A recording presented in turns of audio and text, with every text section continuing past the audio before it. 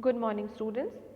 So today we will learn the last two topics that was left.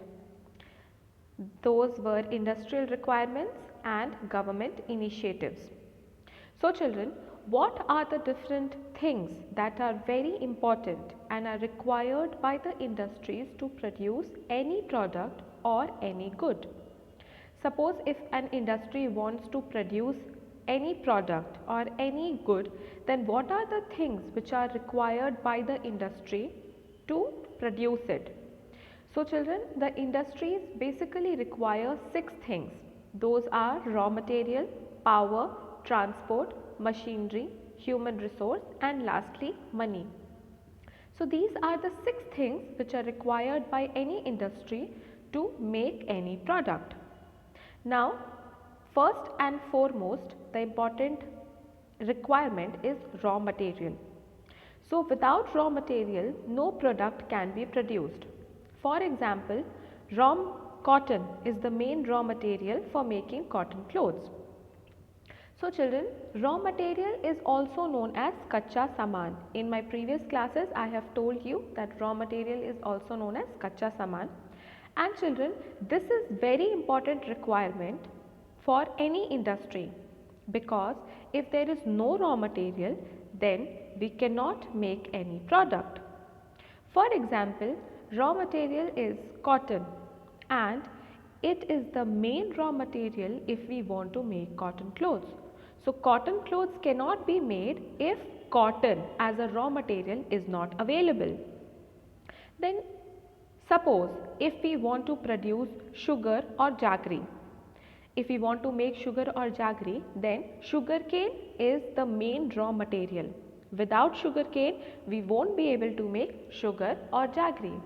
So raw material is very important requirement of any industry. Next is power. Industries depend on large machines which run on petrol, diesel, coal, oil and electricity.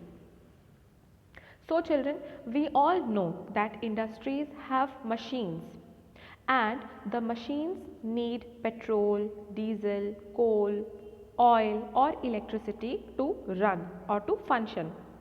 So power basically means those things which help the machine to run. And again, without power, machines won't be able to run and we cannot make our products. So that is why power is also important, or it is also required by industries.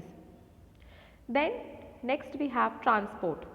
Means of transport are of vital importance as the raw material needs to be sent from the source to the production units. Similarly, from there the finished goods needs to be transported to the markets for selling.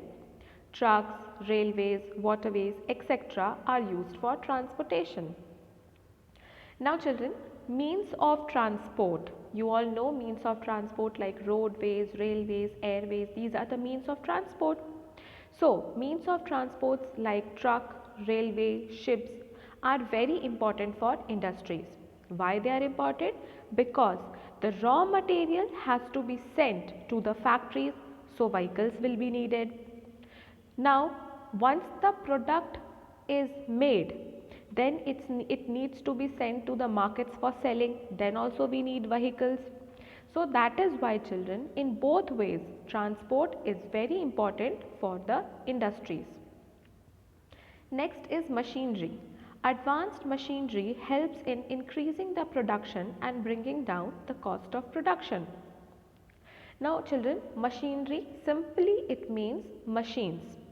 And children, industries, we all know that it needs machines to produce or to make products. And advanced machineries help in increasing the production.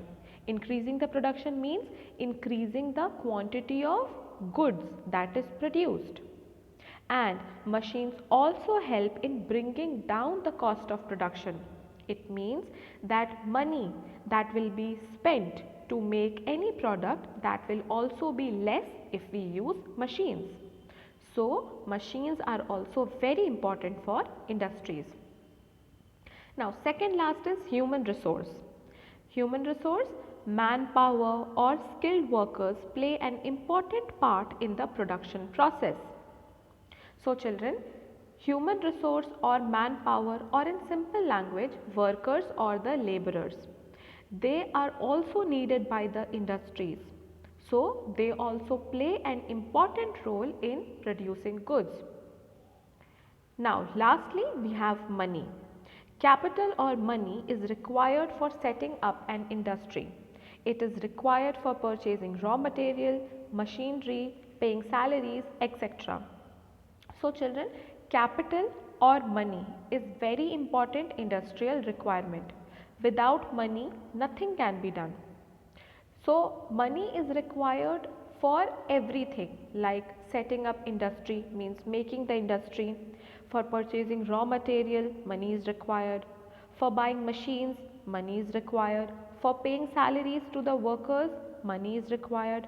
So children, money is also a very important industrial requirement.